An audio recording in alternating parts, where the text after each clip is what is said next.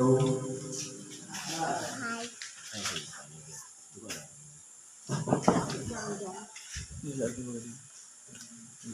Ilan po ang dakilang Panginoon Yesu Kristo ang mapagpala. Sabi po sa bawat isa sa atin. Dito po tayo sa pagpapasalamat.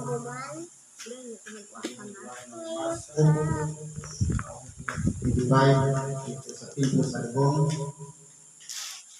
Meron po tayong mga sitas na pinagkalo upang palakayin at bigyan ng buhay.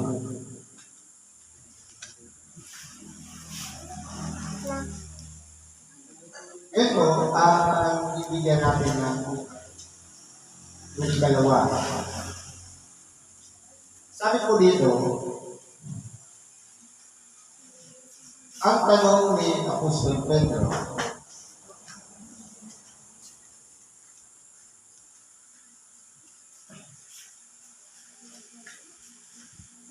nang magkagayoy lumapit si Pedro, sinabi sa kanya, Panginoon, mga makailang magkakasala ang aking kapatid laban sa akin at sa aking patatawarin hanggang sa makapito. Sinabi sa kanya ni Jesus, hindi ko sinasabi sa iyo hanggang sa makapito, kundi hanggang sa makapitong ito. Dito po, dahil nga naghahanap si Simon Pedro, ang isang bagay na dapat niyang malaman tungkol sa pagpapatawad. Kailangan ba hanggang sa 7 ulit na gumawa ng kasalanan at tayo'y magpapatawad? Ang sagot ng ating dakilang Panginoon, hindi lang sa makapito, kundi sa makapitong ito. In English, 70 times 7. Pag kinumpute natin yan, 490. Na ulit natin patatawarin ang sino mang magkasala sa atin. Ito, nagbigay ng halimbawa natin dakilang Panginoon sa pamamagitan ng talinghaga. Isang hari, at mayroong alipin na may utang sa kanya, at siya'y pinatawad sa kanyang mga kasalanan. At yung alipin naman, meron siyang kapwa alipin na may utang din sa kanya. Pero, hindi niya po sinunod kung paano pagpapatawad at ipinagdalo sa kanyang Panginoon o hari. Ngayon, kung aralin po natin, ito po ay relasyon.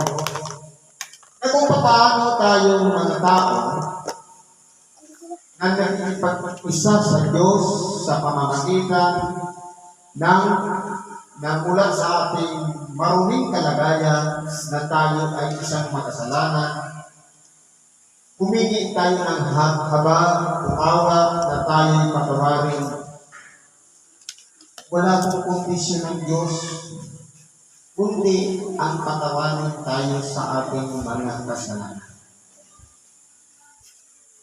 Paano po nagpapatawad ang Diyos?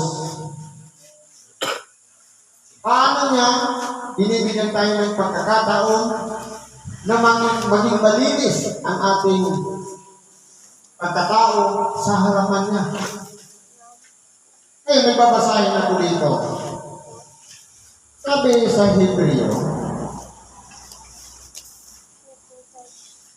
ang kapitulo ay 8, versikulo 12.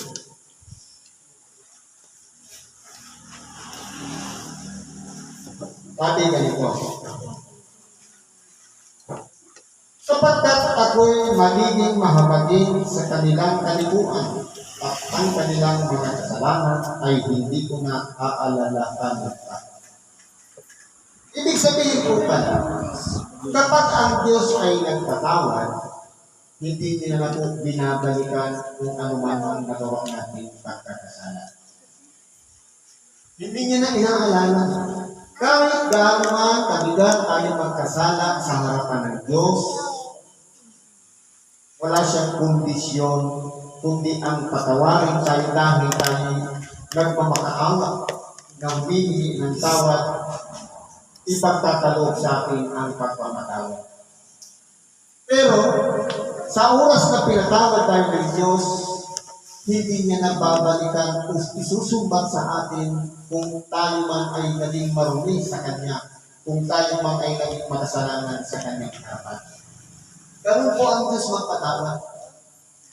Pero po dito, sa relasyon naman ng alipin sa kapwa-alipin, ito po ay nahihirapan ang tao na magpatawad din sa kanyang kapwa-tao. Kaya kung titingnan po natin dito, yung kapwa-alipin na may utang sa kanya, ipinabilan po niya. Kasi po, yan po yung pamantayan ng tao. Ang tao po kasi nagtatanim ng sama ng loob. Nagtatanim ng galit, ng puot sa kanyang kapwa. Kaya kahit yung maliit na bagay na pagpapatawad, hindi po maipagkaloob dahil nga ang tao po ay, kumbaga, maiksi ang pag-iisip. Hindi niya maunawaan kung paano ang Diyos nagpatawad na hindi na inalala ang lahat ng mga kasalanan natin. Hindi po natin nasusunod yung pamantayang ginawa ng Diyos. Sasabihin natin, sapagkat ako'y tao lamang. Totoo po, meron tayong damdamin. Meron tayong puso. Pero sa oras na ang Espiritu Santo ang manahan sa ating buhay, ang lahat ng mga bagay na hindi natin kayang gawin, magagawa natin. Kapag nananahan ang Espiritu Santo na siyang pupukaw sa ating puso, para kung ano man ang ginawa ng Diyos na hindi niya na inalala ang lahat ng mga nagawa nating pagkakasala, dapat ganun din ang magiging o magagawa natin sa ating kapwa. Ngayon, kapag hindi natin yan ginawa, doon napapasok yung sinasabi, huwag kong pighatiin ang Espiritu Santo na diyan sa inyo kayo'y tinatakan. Sa mga tuwid, nagdaramdam ng Espiritu Santo.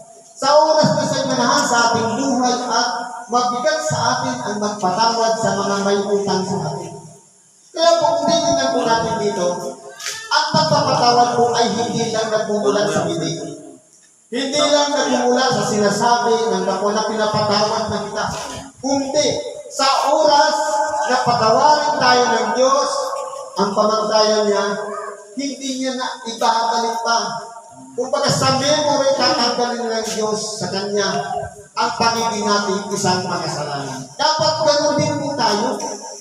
Pero bakit po nangyayari sa tao, yung halimbawa na sa talinhaga ng ating dakilang Panginoon, bakit nagagawa niya na ang isang kapwa alipin na kalebe ay nagagawa niyang ipagbilanggo? Nagtatanim ng sama ng loob. Nagtatanim ng galit o puot sa kanyang kapatid. Ngayon, ang gusto natin, magkamit tayo ng buhay na walang hanggan sa piling ng Diyos. Ngayon, kung dito ka lang sa pamumuhay natin sa ibabaw ng sanglibutan, hindi natin mabigyan ng pagkakataong masunod ang kalooban ng Diyos na magpatawad din sa mga may utang sa atin, magiging useless po ang pamumuhay natin dito sa ibabaw ng sanglibutan. Na kahit palagi tayong nananalangin, palagi tayong nagsisinta o nakikinig ng Ebanghelyo, pero hindi nabibigyan ng pagkakataon yung aral o salita ng Diyos na tayo magpatawaran din sa isa't isa. Ang nangyayari po niyan, parang pakitang tao lang yung pagsamba natin. Eh po dito, itinuturo sa atin na maging totoo tayo sa harapan ng Diyos. Kung ang Diyos, nung magpatawad siya, wala siyang kondisyon, naging totoo siya sa buhay natin, dapat naman tayo maging totoo sa ating kapwa. Na dapat, kung ang Diyos ang pamantayan niya, na ang kasalanan ng bawat tao ay hindi niya na inaalala pa, dapat tayo rin forget na rin yung kasalanan ng ating kapwa. Kaso po kasi ang tao, iba po kasi ang pamantayan ng tao. Kapag nagkasala, ibabarangay ka. Hanggang sa makabayad ka ng utang. Pero pagdating sa Diyos, urang mismo. Sa oras na humingi ka, walang kondisyon, ipapatawad agad ang ating mga kasalanan. At hindi niya naaalalahanin pa. Hindi niya i-remind, pinatawad na kita, dapat mag-ayos ka na. Hindi. Ang Diyos po, kapag nagpatawad, forget na lahat yung nakaraan natin na ginawa. Kahit gaano man kasama tayo, gaano man tayo, niyurakan natin ang Diyos, kung tayo man ay naging marumi sa paningin niya. Sa oras na pinatawad tayo, magiging malinis na tayo sa paningin niya.